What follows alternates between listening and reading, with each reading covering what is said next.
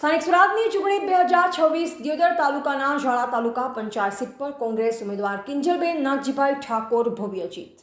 આ સીટના ત્રણેય ગામ ઝાડા, ખાણોદર, ભગવાનપુરા ગ્રામના મતદારોનો ઉમેદવારે માન્યો આભાર। ઉમેદવારના સમર્થકો જનતાના હિતના તમામ પડતર પ્રશ્નોનો નિકાલ કરવા કટિબદ્ધ રહી પૂર્ણ કરવાની ખાતરી આપી। Bureau report Satish Chauhan, Janvedna news, Gujarat. ઝાડા તાલુકા પંચાયતની ચૂંટણીમાં મારે દીકરાને ઘરથી કિંજલબેન નાગજીભાઈ ઠાકોર, મારે પુત્રને ધર્મપત્ની, એમને ચૂંટણી લડાઈ કોંગ્રેસ પક્ષમાં ઝાડા, ખાણોદર અને ભગવાનપુરા ત્રણેય ગામની જનતાને ખૂબ બહુમતોથી અમને આગળ મૂક્યા, એમનો આભાર હું વ્યક્ત કરું છું। ઝાડા 9 સીટ ઉપર મારે ભત્રીજો કિંજલબેન, ઉમેદવાર કિંજલબેન નાગજીભાઈ કોંગ્રેસમાં ઉમેદવારી નોંધાઈ હતી।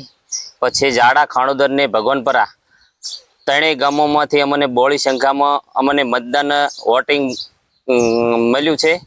એ બદલ ભગવાનપરા, ઝાડા ને ખાણોદરનો ખૂબ ખૂબ આભાર વ્યક્ત કરું છું। અને આવનારા સમય જે પાયાના કામો છે બાકી છે એની અમે બાંધરી આપી છે કે અમે સાથે રહીને પૂરો કરાવીશું।